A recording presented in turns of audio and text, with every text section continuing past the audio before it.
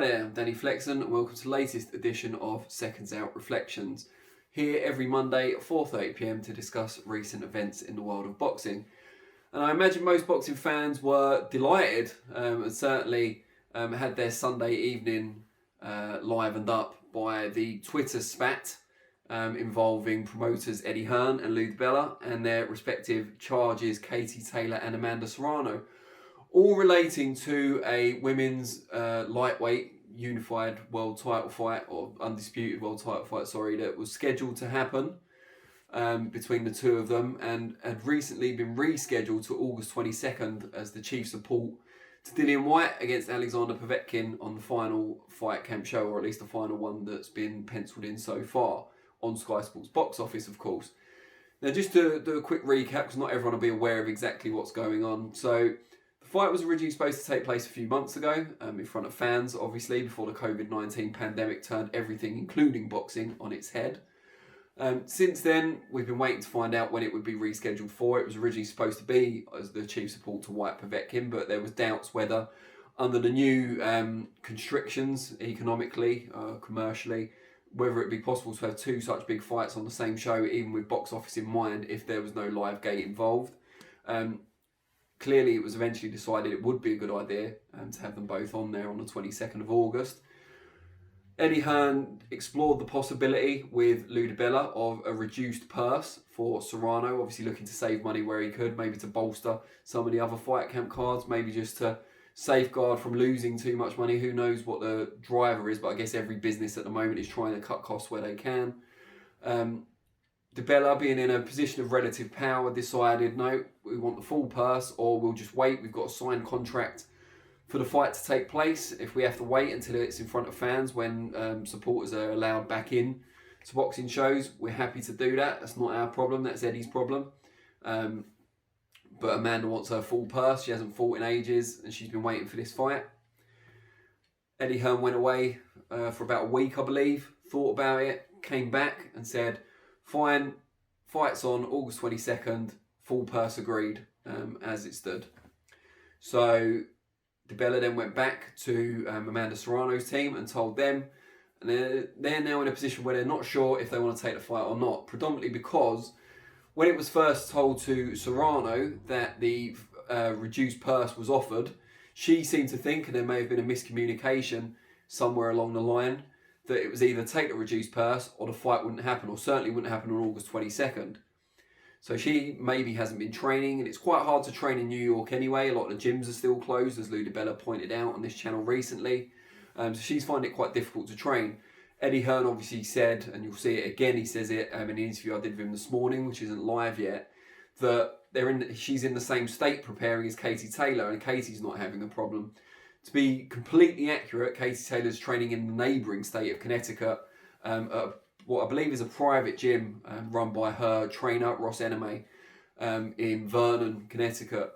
Lovely gym as well. But she's obviously not having, and she's got a house out in Connecticut, so she's based herself there while the pandemic's been going on, has been preparing with her trainer as per, basically.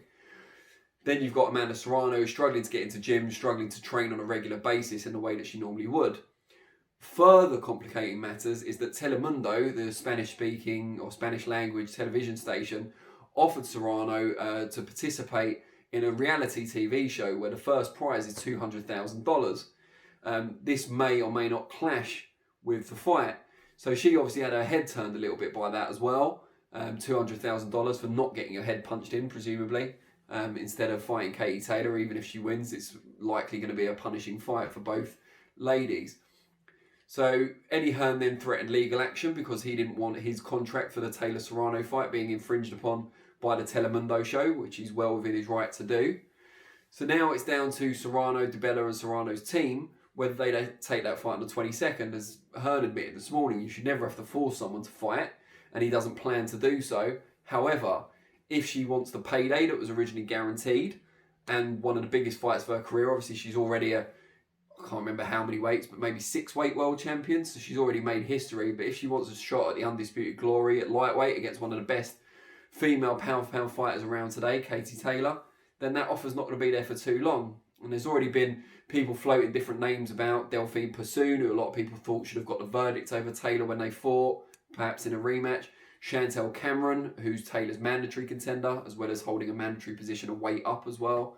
So people have been suggesting different names that could slide into that opponent spot on August 22nd if Serrano decides she doesn't want to take it or she hasn't got long enough to prepare adequately. And it's a very difficult one, because if what DiBella said is completely true and that Serrano really is struggling to prepare as she normally would, doing kind of substandard camp for the biggest fight of your life is a crazy decision, and no manager, trainer, promoter should allow it. However, if there's a bit of exaggeration there, if she can train but it's just a bit more difficult, maybe a bit more costly, then she probably should, because these chances to oppose Katie Taylor on a Sky box office show for the money she's presumably getting don't come along every day. So it's a very tricky situation to be in, and we don't know all the facts, even though I've interviewed in the past few days both DiBella and Eddie Hearn. It just shows that promoters tend to play their cards very close to their chests, and who can blame them? But I guess what I want to know from you guys is, what would you do in that position? Would you take the chance, maybe not prepare as optimally as you could, but know that if you beat Katie Taylor, you're going to get that payday for the fight plus future paydays as well, a rematch or bigger fights in the women's division? Or would you think, well, this is my one chance against a huge star, it may come again, it may not, but if I lose, that's me kind of not done, but not a main event level attraction anymore? Is it worth the risk, I guess, is the question. There's still 8 weeks to go, so it's whether 8 weeks is certainly long enough to prepare, but it's whether she can prepare adequately with the situation in New York as it stands, with COVID-19 cases going up and the gym still being closed. So we should wait and see what actually happens, but I want to know what you guys would do in Serrano and her team's position. I'll respond to some of the comments, and I'll be back on Thursday at 4:30 p.m, subject to change in terms of the topic, but I think I'll probably do a rundown of the 4 fight camp shows that have been announced and what I think of them. Just as a quick preview, I think the first one's really good. I think the 4th one's pay-per-view, maybe could be a bit better for that billing, and the 2 in the middle are a little disappointing. But I might change my view on that before Thursday, so let's wait and see. 4:30 p.m. for ReFLEXions, and I'll be back next Monday at 4:30 p.m. for the next ReFLEXions. Really appreciate it as always, and I'll see you all soon. Cheers.